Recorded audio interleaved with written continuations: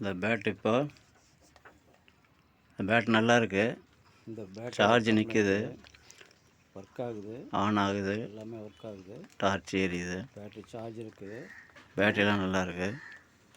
Sparking கம்மியாக. ஆனால் mosquito உட்காந்துனா வெடிக்காது. ஜாயிண்டில் காரணம் இந்த கரண்ட் பூராவும் ஜாயிண்டில் அந்த மெஷ்ஷு பூராவும் பரவிடுச்சு.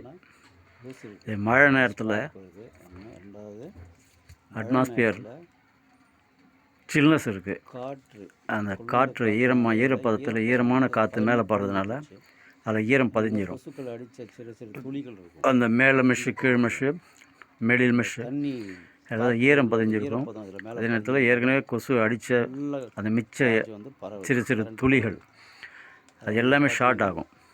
ஃபுல்லாக கரண்ட் வேஸ்ட்டாக அதெல்லாம் கரண்ட் உங்களுக்கு நிறைய பாஸ் ஆகும், உங்களுக்கு வெடிக்காது. ஸ்பார்க் கம்மியாக வரும். அது என்ன பண்ணணும்னா என்ன பண்ணுறீங்க, ஒரு ப்ரஷ் சுத்தமாக ஒரு ப்ரஷ் ஒன்று எடுத்து மேலே ஃபுல்லாக தேய்ச்சி க்ளீன் பண்ணிடுங்க.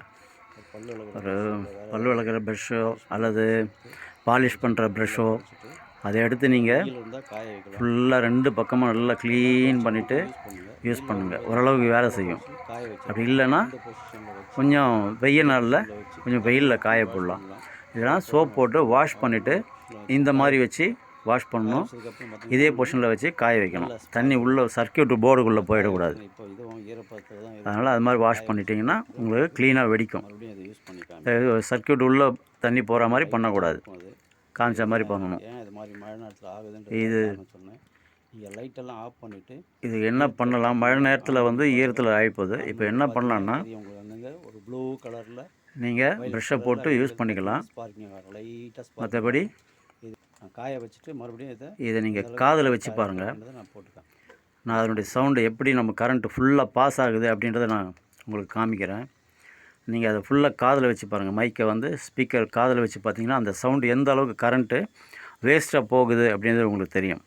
அது மாதிரி சின்னதாக ஒரு பறவை பறக்கிற மாதிரியே ஒரு மோட்ரு ஓடுற மாதிரியே வீன்னு ஒரு சவுண்டு கேட்கும். அது அவ்வளோவும் கரண்ட்டு வந்து வேஸ்ட்டாக போகுது. அதனால் மழை நேரத்தில் ஒரு கவரில் போட்டு கூட நீங்கள் வச்சு ஒரு கட்டி வச்சிடலாம். அந்த பேட்டோட மெஷ்ஷு பக்கத்தில் நெக்கில் போட்டு ஒரு ஃபுல்லாக போட்டு கவர் போட்டு கட்டி வச்சிங்கன்னா உங்களுக்கு ஈரப்பதம் அதில் வந்து பிடிக்காமல் இருக்கும். இப்போ சரியாக போயிடுச்சு.